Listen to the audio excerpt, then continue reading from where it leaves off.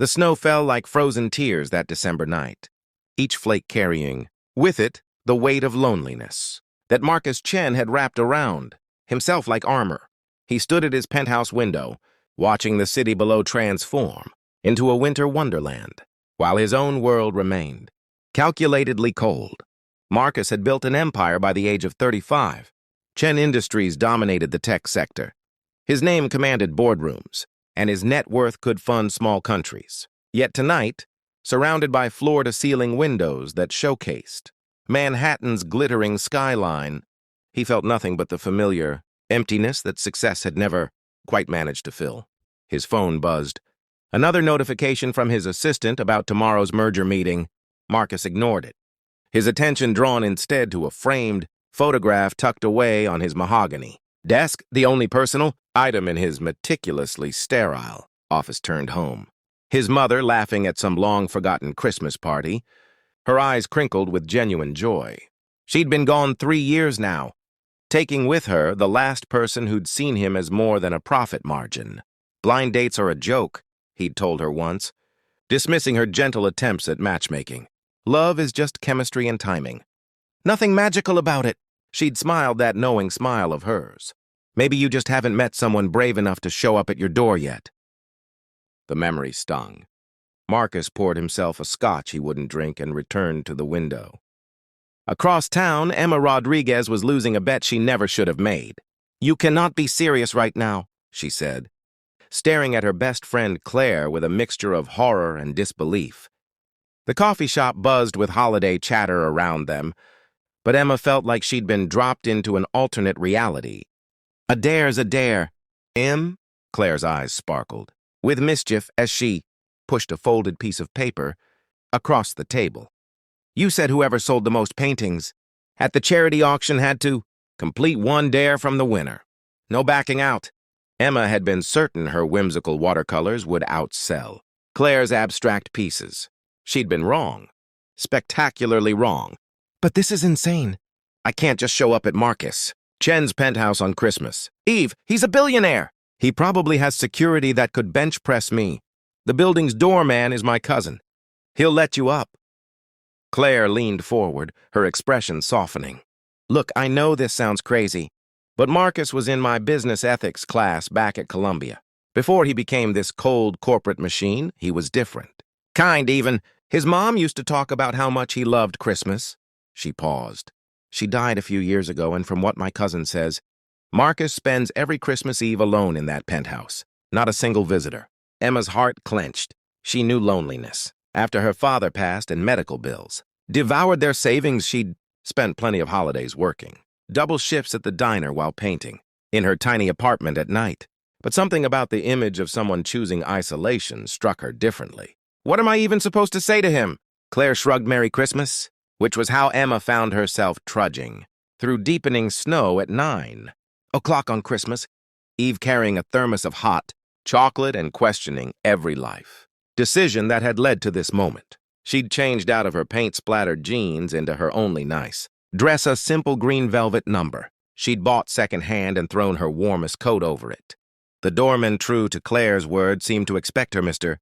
Chen doesn't usually receive visitors," he said carefully, studying her with protective scrutiny. "I know I'm probably making a huge mistake." Emma clutched the thermos tighter, "but someone once told me that showing up matters more than having the perfect words." Something in his weathered face softened.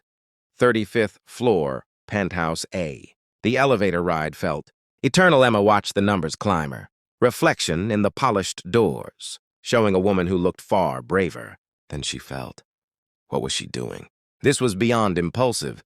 This was potentially restraining order territory. The elevator doors slid open directly into a sprawling penthouse that took her breath. Away floor to ceiling, windows showcased the snowy city, but the space itself felt hollow despite its obvious luxury. Minimalist furniture, cold whites and grays, not a single Christmas decoration in sight. Marcus stood with his back to her, silhouetted against the window. "Security's getting sloppy if they're letting strangers into my home," he said without turning his voice, carrying that particular exhaustion of someone expecting disappointment. "I bribed them with homemade cookies," Emma replied, then immediately wanted to kick herself. Homemade cookies? To a billionaire? Marcus turned and Emma forgot how to breathe. He wasn't conventionally handsome. His features were too sharpest expression, too guarded. But his eyes held depths of sadness that she recognized. The kind that came from building walls, so high you forgot how to find the door out. Who are you? Not aggressive, just genuinely confused. Emma Rodriguez, and before you call security. For real, I'm here because of a dare, which sounds absolutely ridiculous now that I'm saying it out loud. The words tumbled out in a rush. Friend said you spend Christmas Eve alone, and I lost a beat, and I thought maybe nobody should be alone on Christmas, even billionaire CEOs who probably think I'm unhinged. You came here because of a dare. His voice was flat, unreadable. Emma's cheeks burned. Yes, no, I mean technically yes, but she held up the thermos like a shield. I brought hot chocolate. It has peppermint. Everyone likes peppermint. For a long moment, Marcus just stared at her. Then impossibly, the corner of his mouth twitched. I'm lactose intolerant. Oh, God. Emma wanted the marble floor to swallow her whole. Of course you are. I'm so sorry. I should go, but I appreciate peppermint. He moved closer, and she noticed the exhaustion around his eyes, the slight dishevelment of his usually perfect hair. Why are you really here, Emma Rodriguez?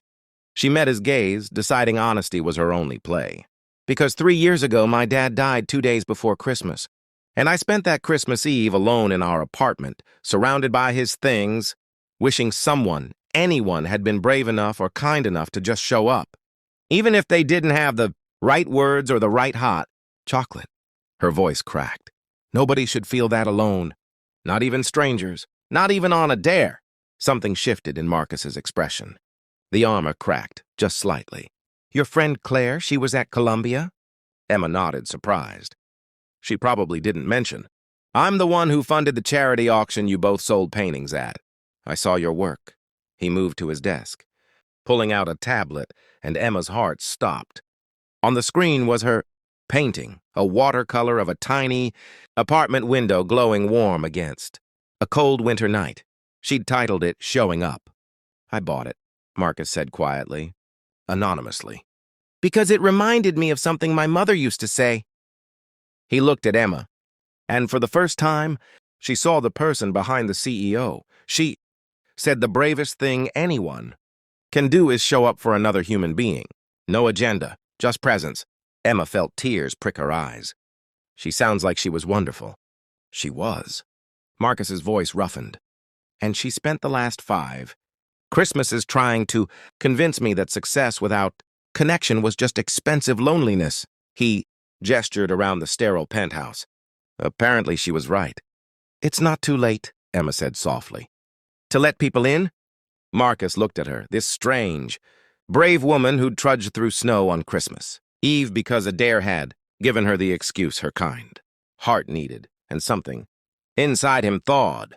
I don't know how, he admitted. Emma smiled, setting down the thermos and shrugging off her coat. Well, lucky for you, I'm an excellent teacher. First lesson, nobody's company should feel like a business transaction. She glanced around the penthouse. Do you have any Christmas decorations? Because this place desperately needs some humanity. What Marcus didn't mention was that 3 boxes of his mother's Christmas decorations sat unopened in his storage unit, untouched since her death. He'd been unable to face them alone. I might, he said carefully. But they're in storage, so we'll get creative. Emma surveyed the space with an artist's eye. Do you have paper? Scissors? String? 2 hours later, Marcus Chen's sterile penthouse looked like a elementary school craft project had exploded in it, and he'd never loved a space more. Paper snowflakes hung from the ceiling, cut from printer paper and office supplies. Emma had fashioned a makeshift tree from a potted plant and sticky notes on which they'd written things they were grateful for. Marcus had written, brave strangers with terrible hot chocolate. Emma had written, second chances. And dares that matter? They sat on the floor, Marcus Chen, actually sitting on the floor, surrounded by paper scraps. And for the first time in 3 years, he laughed. Really laughed. My board would have a collective heart attack if they could see me now, he said. Good, Emma replied, adding another snowflake to their growing collection. You're human. Act like it. As midnight approached, they stood by the windows watching snow blanket the city. The makeshift decorations behind them cast gentle shadows, and the sterile penthouse finally felt like a home. "Thank you," Marcus said quietly, "for showing up, for seeing past the walls." Emma looked at him, this complex man who'd forgotten how to let people in. "Thank you for letting me stay. For remembering that kindness doesn't need to make sense, it just needs to be offered." Marcus turned to her, and in his eyes, she saw the walls coming down brick by brick. "I don't want this to end when Christmas is over." "Then don't let it." Emma's smile was gentle but certain. "Show up, Marcus. Not just tonight, but tomorrow and the day after. That's how connection works." He nodded, understanding dawning.